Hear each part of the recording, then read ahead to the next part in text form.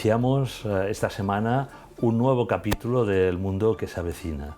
Estamos abordando la temática interesantísima sobre transformación digital, ciudadanía digital, responsabilidad, tecnología y familia. Y lo estamos haciendo en conversación con María Zavala. Bienvenida de nuevo. María Zavala es periodista y experta, consultora en comunicación. Ha trabajado muchísimo estos aspectos en familias, en centros educativos, y precisamente en este capítulo que abordamos esta semana sobre cómo educar para la educación, la era digital, perdón, en las escuelas, ¿no? Pues queríamos abordar con ella, que tiene amplia experiencia, esta temática, ¿no? Y lo quería hacer, María, al hilo de casi el final del anterior, ¿no? Cuando veíamos que, bueno, que dentro de la familia pues puede haber también una cierta discrepancia en cómo en el hogar, en la familia, abordar este tema de la gestión tecnológica digital, y también puede saltar, ¿no?, a la decisión sobre qué tipo de centro educativo, ¿no?, al margen también, pues sí, religioso, laico, de una manera u otra, pero en el aspecto de mayor implicación tecnológica, ¿no?, que el centro educativo pues esté más a la última y que apueste totalmente, ¿no?, por en este mundo que se avecina para preparar y educar a nuestros hijos, ¿no?, a sus alumnos, para esa revolución, que ya no es revolución tecnológica, sino que ya estamos en ella, pero con un tecnoentusiasmo a veces exagerado o no, y al revés, ¿no? A lo mejor otro componente, padre, madre de la familia, dice, oye, pues yo prefiero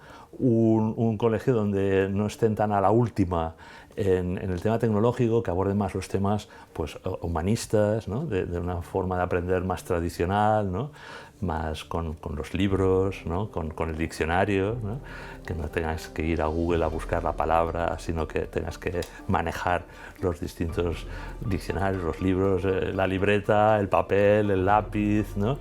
Bueno, eso que a veces es curioso, y yo no sé si es cierto, nos lo aclaras un poco, María, que dicen que los grandes gurús de Silicon Valley precisamente educan a sus hijos en centros educativos donde hasta cierta edad no se utilizan los propios artefactos, los propios softwares, ¿no?, programas educativos que sí que lanzan para el resto de los mortales, pero que esas élites prefieren hasta ciertas edades para configurar, ¿no? Y también hay teorías científicas, ¿no?, el cerebro de una determinada manera, el esfuerzo, la concentración, la atención, pues de la manera tradicional, ¿no?, leyendo un libro que requiere esfuerzo, escribiendo, dibujando con un lápiz y colores, ¿no?, y no en una pantalla, teniendo a lo mejor una pizarra que no es digital y a la última, y sobre todo, después lo abordaremos con más calma, los contenidos, ¿no? ¿A ti te parece cómo gestionar también esa dicotomía que puede tener una familia en cuanto a la elección del centro educativo? Bueno, la parte concreta de cómo gestionar un desacuerdo que pueda haber en el hogar respecto a la preferencia, o sea, por ejemplo, padre y madre no están de acuerdo en qué es lo que quieren, no se me ocurre nada más que, como ya he dicho en otros casos, la conversación, porque claro, bueno, cuando yo estoy en desacuerdo con mi marido sobre algo que tiene que ver con la educación de nuestros hijos, pues solo nos queda hablarlo hasta intentar llegar a un consenso, o hasta que uno, por las razones que sean, decida ceder. Es que es la única manera de avanzar en la solución de problemas, ¿no? Lo que sí que es cierto en el paso previo, que es el por qué nos gusta o no nos gusta que en este caso un colegio tenga proyecto tecnológico de más o menos alcance, porque un proyecto tecnológico en un ámbito educativo puede tener muy diversos grados, ¿no? Puede tratarse de la adopción de un dispositivo y una serie de entornos digitales, o de muchos más programas, o de solamente el uso de determinadas aplicaciones, o de un programa de alfabetización o ciudadanía digital mucho más coordinado, o de un programa de este tipo que además incluya un pilar formativo e informativo dirigido a las familias, es decir, más y más, ¿no? Yo creo que es importante centrarnos, cuando nos gusta o no nos gusta el tipo de proyecto educativo o su ausencia y el alcance que éste tenga en el colegio de nuestros hijos, es no quedarnos solamente en la parte tecnológica de ese proyecto, sino cómo nos lo están explicando, qué intención se supone que tiene, o sea, cómo nos están explicando el porqué de la implantación de ese proyecto tecnológico en sí mismo y en el momento en el que se hace, o sea, por qué en este curso, por qué en este otro, o sea, ser capaces de demandar esa explicación estando dispuesto a escuchar, es decir, no con la cerrazón de como a mí no me gusta, me da igual lo que tú me vayas a decir, me va a parecer mal, porque además, como nos pasa con todo lo demás, en función del punto de partida en el que ya estemos, todo lo que nos cuenten no necesariamente nos va a convencer, porque de partida queremos seguir estando en el sitio en el que ya estábamos. Y si yo soy pro tecnología, me voy a creer, es este sesgo de confirmación, ¿no? Me voy a creer todo lo que me digan de que hay una parte de autonomía en el aprendizaje, de hay una parte que favorece el trabajo colaborativo, de que además les preparas para el mundo que les espera, de que se estimula de alguna manera una cierta creatividad y un manejo de las herramientas tanto en lo funcional como en lo experiencial, ¿no? Eso sí soy pro tecnología. Y si soy antitecnología, pues me creeré todo lo contrario. No necesariamente antitecnología. No, antitecnología en el ámbito pedagógico-educativo. Creer incluso científicamente que la formación de ese cerebro, sí, digamos, ¿no? La manera de aprender, pues a lo mejor no está tan mal que continúe siendo pues con libros. Sí, pero ¿no? esto significa, sí, por ser pragmático, ser antitecnología en el aprendizaje, sí, en el proceso neurocognitivo y de aprendizaje de la primera infancia y hasta, digamos, el inicio de la preadolescencia. No me refiero que se sea antitecnología en general, sí, sí, sino, bueno, y esto... Como modelo educativo además hay pedagógico, muchísimas, ¿no?, familias que están en este sí, lado de la balanza, igual que muchas que están en el otro lado de la balanza, ¿no? La ciencia, la evidencia científica en este tema de la convivencia entre niños y tecnología es contradictoria, nos guste o no. Es decir, ni avala solamente que los niños ya no aprenden a pensar porque usan demasiado una pantalla. O no se concentran. No avala solamente eso, ni que pasa ni que no pase. Ya. Es decir, es en función del estudio, de quién lo hace, de qué preguntas hace, de qué grupos de control se establezcan, de qué se quiera conseguir, los resultados son cuanto menos contradictorios. La evidencia científica como tal. Hay evidencia que dice A con matices y evidencia que dice B con matices. A ver, si esto, yo, que es cierto que soy un poco más pro todo esto que anti, no me convence cualquier cosa. A mí que un colegio me diga que tengo proyecto tecnológico no significa nada. Yo digo, pero bueno, ¿y cuál es? ¿Cómo lo implantáis? ¿Cómo lo comunicáis a las familias? Porque esto es muy fácil que un colegio diga, no les deis móvil demasiado pronto, que es muy malo, pero yo les estoy dando una tablet. Claro. O que les estén dando una tablet y que te expliquen cómo lo van a usar respecto a aplicaciones educativas para la gestión de clase o de las notas y de a dónde se puede conectar o no de la wifi cuando el móvil está fuera de casa, pero no te den otras informaciones importantes respecto a, por ejemplo, normas que tú puedas aplicar en casa que creen unos hábitos saludables en cuanto al uso de la tablet escolar en el hogar, por ejemplo, ¿no? Entonces, no me vale solo con la tecnología. Que un niño o una niña tengan tecnología en el aula, me da igual que sea una tablet con contenidos educativos pedagógicos o una esquina con ordenador cuando son más pequeños o el blog de un profesor, ni les va a hacer más listos ni les va a hacer más tontos. No es el único factor que entra a considerar que nuestros hijos sepan escribir, sepan esperar, sepan estudiar, sepan concentrarse. Hay muchos más factores. O sea, la distracción está en las pantallas y está en muchos otros sitios, empezando por una distracción que puede estar presente en un hogar disfuncional, sí, sí, en el cual da igual que haya proyecto tecnológico en el colegio o no. Ese niño va a tener problemas y retos para muchas parcelas de su vida, ¿no? Ahora, si partimos de hogares idílicos en los que todo lo demás funciona bien, pues entonces sí, puede ser que el único elemento que cree distorsión en el aprendizaje sea una pantalla. Creo que tenemos que ser capaces de preguntar a nuestro colegio el por qué y por qué no del proyecto educativo. Tú solamente no lo implantas porque los niños tienen que aprender a la antigua usanza, porque la ciencia dice que se hacen más tontos. No me debería valer como única respuesta. Tú sí lo implantas porque crees que es lo que tienen que aprender, porque así parece que van a aprender programación y van a ser más listos. No me funciona como única respuesta. Creo que es la única manera de gestionar todo esto, como gestionaríamos otra cosa. Es como si a mí me dicen mañana que a partir de mañana el colegio de mis hijos va a tener un comedor vegetariano. Yo voy a preguntar, ¿por qué? Pues porque es mucho más sano no comer carne. Yo diría, pero un momento. Entonces, pero al final del día, in the end of the day, como dirían los ingleses, si un colegio, un centro educativo decide implantar algo, al final, la que tiene que decidir si mi hijo se mantiene o no se mantiene en ese centro soy yo. No puedo esperar que simplemente todos los colegios se vayan adaptando a lo que yo creo que es hacer las cosas bien. Eso es un poco como de superioridad, ¿no?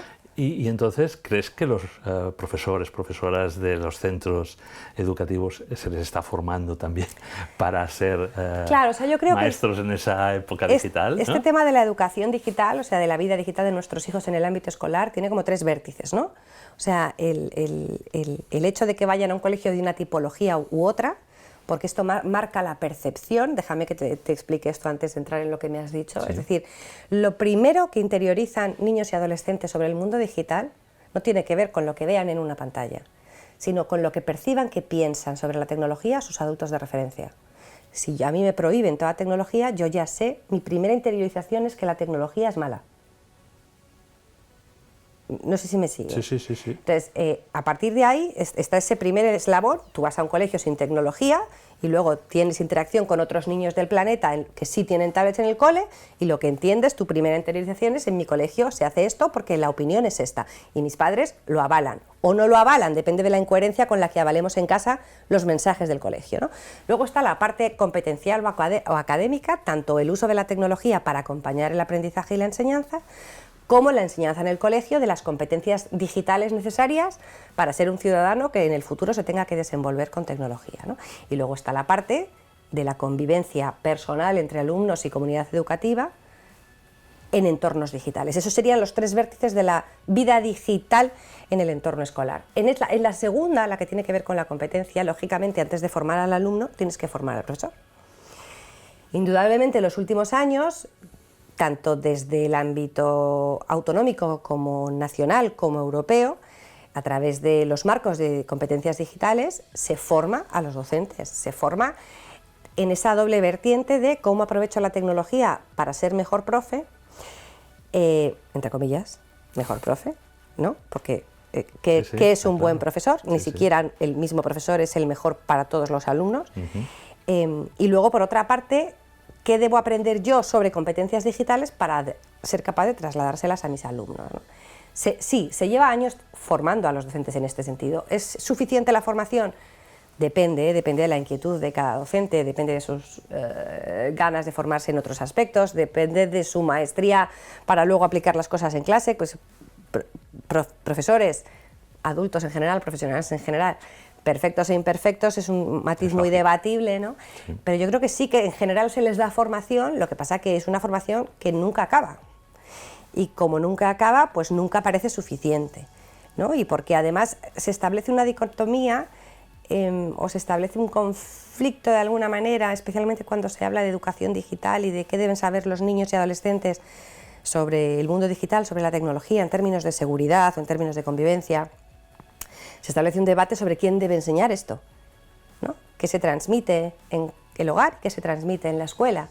¿Quién es el encargado de enseñar según qué? Si hay que aprender a esperar, si hay que aprender a concentrarse. Entonces el profesor considera que poco puede hacer si desde las casas se deja mucha tecnología a los niños y por lo tanto se acostumbran a tenerlo todo rápido y a su gusto, ¿no? Por otra parte, las familias, como decías tú antes, quieren retrasar el momento de inicio y sin embargo desde el colegio se lo adelantan. Luego están contextos como el de la pandemia que nos obligan a todos, o pensemos lo que pensemos, a que nuestros hijos estén delante de una pantalla dando clase. Un salto cualitativo, ¿no? Cuantitativo, seguro. También. Cualitativo, pues porque todos vimos cómo había clases más aprovechadas y clases menos, niños que se distraían más, niños que se distraían menos, cosas que funcionaban y cosas que no. Yo entiendo que nunca me pongo en una respuesta de sí o no, pero es que la realidad es que vivimos en un mundo de matices. Sí, está claro. Y bueno, aprovechando que la pandemia ha sido, pues eso, ¿no? Un confinamiento, un salto cualitativo en esa transformación digital, en todo, ¿no? Hemos dicho el teletrabajo, pero también en el ámbito escolar, ¿no? Nos hemos visto obligados, ¿no?, a permanecer en casa realizando trabajo y también educando a nuestros hijos online y por tanto adelantando seguramente pues esa utilización cuando, bueno, por motivos X, a lo mejor habría padres que la hubiesen querido retrasar. Se me ocurre un poco preguntarte el papel que tienen las grandes corporaciones, ¿no?, que al final yo creo que han sido también los grandes beneficiarios de ese momento que hemos dicho disruptivo, ¿no?, del confinamiento. Hay un antes y un después en la utilización de la tecnología. Pero sobre todo, no tanto en los utensilios, en el hardware, sino en los contenidos realmente. Si están entrando, ¿no?, grandes corporaciones en el programa pedagógico, ¿no?, si están influyendo ideológicamente a los distintos centros educativos, sean de un matiz o de otro, sean religiosos o no, están introduciendo ahí unos valores, una actitud ideológica. ¿Crees que por ahí primero dando, yo qué sé, pizarras digitales o facilidades para que se convirtiesen en colegios tecnológicos, ahora están ya en una fase de introducir pues programa, como te he dicho, ¿no? Formativo, muy uniforme, muy globalista. Pues te diría que no, ¿No? hasta donde sé. Es decir, todas estas plataformas fundamentalmente son 3 las que más proporcionan. 3 me refiero que proporcionen entorno de uso, entorno digital, porque luego hay miles y miles de empresas que acompañan, ¿no? Pues serían Google, potentes. Apple y Microsoft, son las 3 que tienen como Monopolio. tal un proyecto educativo, tienen esa parte de monopolio en distintos países de distintas maneras y en distintos países con legislaciones antimonopolio aplicadas de distintas maneras, luego ahí no es solo lo que ellas quieran hacer, sino lo que les dejen. Pero bueno, estas 3 compañías de alguna manera son las pioneras y las dueñas de gran parte de estos entornos digitales pues relacionados, imagínate, desde con plataformas en las que se vuelcan trabajos o en las que se establece intercambio de contenidos o en las que se hacen las videoclases o en las que se incluyen las notas o en las que se descargan y suben según qué trabajos, ¿no? Por ser un poco, por resumirlo un poco, porque es mucho más. Luego hay miles de otras empresas que son grandes empresas de Silicon Valley y pequeñas empresas de tu vecino o del mío que han tenido una startup que se les ha ocurrido para que una app sirva para que los niños puedan subir trabajos y enviárselos al profesor. Y creo que la mayoría de ellas todavía a día de hoy influyen más en otros aspectos que en los contenidos. Es decir, todavía en la mayor parte de centros educativos para lo que es contenido se recurre al entorno editorial clásico de nuestra época, solo que ahora en vez de ser libros siempre, a veces es PDF volcado en una tablet o en un ordenador o similar. La realidad mayoritaria, porque luego hay colegios totalmente sin tecnología que son muy diferentes y colegios que tienen otro tipo de actividades, ¿no? Pero mayoritariamente es eso. No creo que sea tanto la intervención de estas grandes compañías en contenidos la que deba preocuparnos como el enorme poder que acumulan en cuanto a datos personales de las comunidades educativas, porque al final... Bueno, es que es alucinante cómo nuestra relación con el tutor o tutora en un colegio y tal, pues claro, desde el inicio ya vuelcas en un tipo de aplicación. Todo. Eso se puede utilizar, se supone, ¿no? Claro, o sea, la realidad futuro, es que tú, ¿no? En muchos sitios, y con la pandemia también nos ha pasado, sí, hemos volcado nuestros DNIs, nuestros estados de vacunación, nuestro grupo sanguíneo. Nuestra preocupación sobre cómo es el carácter de nuestro hijo... No, está claro, es información muy sensible. Y claro, eso es... Es información muy sensible y compañías, ¿no? Además, que normalmente en determinados aspectos responden ante la legislación, en este caso norteamericana, porque es donde tiene su sede. Claro, tuvo una relación anterior, ¿no? con el tutor, era pues con su libreta y papel, donde ahí quedaba pues que si tu hijo tenía pues ese tipo de carácter o habría que mejorar en esto o en lo otro, y sabías que en la confianza pues quedaba entre tutor y tal. Ahora lo subes ahí, ¿no? En unas plataformas de relación con el profesorado y tal, y eso, esa información sensible de un niño a futuro, ¿cómo puede repercutir, ¿no? O sea, ¿crees que está legislado? Bueno, yo creo que, a ver, se legisla, en este sentido yo creo que se legisla no necesariamente adelantándonos a los acontecimientos, sino respondiendo a las situaciones que van emergiendo. Nos guste o no, esto va siendo así y es así a nivel global, pues porque no es fácil, porque muchos de los cambios que tienen que ver con la vida digital no tienen que ver con las empresas, sino con los usos que los humanos nos vamos inventando para eso que existe. Entonces, no hay nada más potencialmente creador de problemas que el uso humano. Sí, está claro. ¿No? Entonces, te quiero decir, nada de todo esto digital que se ha inventado para hacer el mal. Llegamos nosotros con nuestra creatividad, ¿no? Entonces yo creo que está legislado despacio, que muchas veces los usuarios no nos enteramos bien de los derechos y responsabilidades que tenemos, y si nos enteramos mucho mejor de nuestros derechos que de nuestras responsabilidades, que esto también está muy de moda. ¿Y los centros educativos son conscientes de que están manejando? Bueno, yo creo que sí, y además cada vez más van implantando en su mayoría políticas de gestión de datos, políticas de privacidad, compliance o cumplimiento con el Reglamento de Protección de Datos que está en vigor desde 2018. O sea, yo creo que esto sí que se va haciendo bien. ¿Es perfecto? No. No, claro. ¿Hay aspectos sensibles? Sin lugar a dudas. ¿Hay fugas de seguridad, brechas de seguridad? Sin lugar a dudas. Sabemos que el mundo de la ciberseguridad es el entorno en el que más aumentan los crímenes en porcentaje en los últimos años. Obviamente, si lo comparamos con un punto de partida, más aún porque hubo un momento en el que no podía haber cibercrímenes, ¿no? Pero muchas veces nos sentimos alerta por determinados peligros y casi siempre el que menos nos preocupa, que es el que tiene que ver con nuestra privacidad, la gestión que hagan terceros de nuestros datos personales, a lo mejor debería ser de los primeros. Y sin embargo, no es el que más nos preocupa porque luchar contra eso implica una mayor responsabilidad por nuestra parte en cuanto a leerte las condiciones de uso de según qué sitios o pensarte 2 veces qué compartes, o tener que recurrir a entornos digitales que para garantizar una mayor seguridad o una mayor transparencia en la gestión de los datos te piden que sea un servicio de pago. Claro. Y esto nos incomoda. Entonces, por ahí vuelvo yo un poco a la parte de a veces de la incoherencia, ¿no? Creo que este es un tema sensible en los colegios, que la mayoría intentan gestionarlo de la mejor manera posible, o por lo menos nunca con mala intención. Seguramente. Sé que hay muchas situaciones que tienen que ver con el entorno escolar, de docentes que, sabiéndolo más o menos o con mayor o menor intención, exponen en redes sociales la privacidad de sus alumnos, pues a veces solamente para compartir sus experiencias en el aula, y esto da lugar a determinadas problemáticas.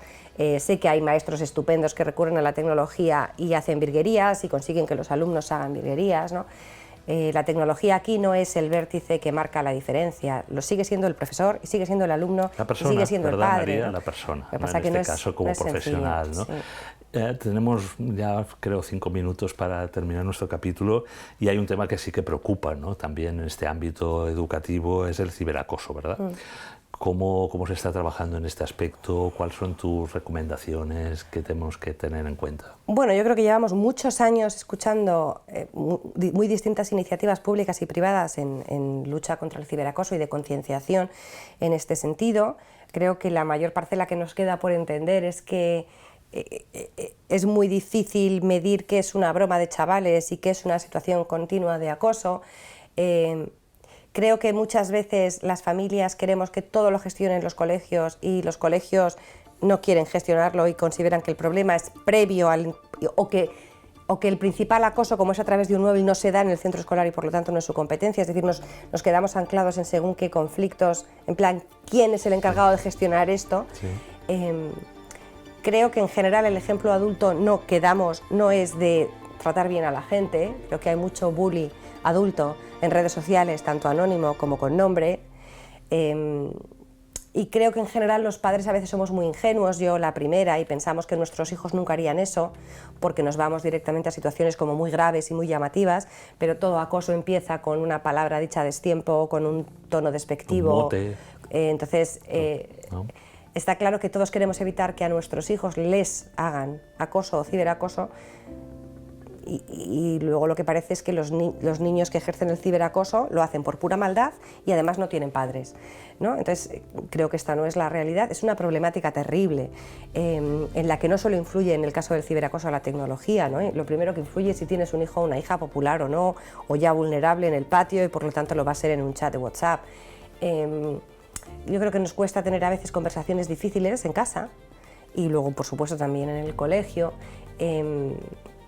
Y que no necesariamente damos el mejor ejemplo ni tenemos las expectativas más realistas. Entonces, yo veo difícil una solución, porque cada vez que entro en redes sociales o ves la retransmisión de una sesión en el Congreso de los Diputados, lo que yo veo es que la gente no sabe tener posturas diferentes sin hacer de menos de una manera poco elegante, al contrario, ¿no? Esto es lo que yo veo.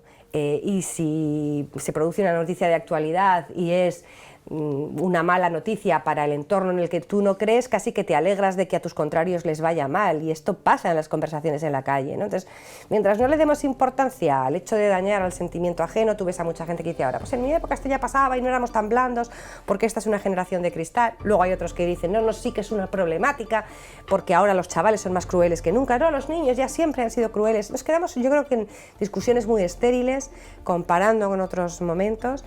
Y creo que cada uno puede hacer contra esto desde su propia casa y desde su propia aula. En el caso de las familias, conociendo a nuestros hijos, a los que tenemos, no a los que querríamos tener, y teniendo conversaciones sobre qué es lo que está bien y qué es lo que está mal, y en qué consiste exactamente tratar bien y mal a la gente, y qué es aceptable y qué no para nosotros. Porque no puede ser que esté mal decirle a alguien eres idiota, y que esté bien tratar mal a alguien porque es gay. o Sí, porque es creyente. Es decir, hay que saber separar. Yo creo que al final es, como tú has dicho, en muchos casos abordarlo con conversación. Se pueden producir muchos matices, ¿verdad? En este ciberacoso, ¿no? Esa frase hiriente, pues para uno puede recibirla de una determinada manera, para otro puede causar incluso un grave problema, ¿no? Claro, o sea, dos niños diferentes viviendo la misma situación de acoso responden distinto, claro. pero un mismo niño viviendo dos situaciones distintas de acoso separadas por el tiempo puede responder diferente. Por lo tanto, como siempre, María, tenemos que cerrar el capítulo, estar pendiente, estar encima, conversar con nuestros hijos, abordar esa problemática si se ha dado en alguna ocasión, ¿no? Dar la cara, ¿verdad? Que den la cara también los protagonistas de ese ciberacoso. Si estamos hablando de los casos como menos graves, yo creo que se pueden producir más cotidianamente que los graves, ¿no? Y bueno, María, se nos acaba el tiempo de este capítulo, pero bueno, yo creo que la semana que viene podemos seguir, porque claro, las redes sociales, ¿no? Y un poco el tema es cómo utilizan las redes sociales nuestros hijos, ¿no? Pues bueno, va a dar para mucho y con estos temas y más, ¿no? Por lo tanto, te emplazo a la semana que viene, si Dios quiere. Muy bien, gracias.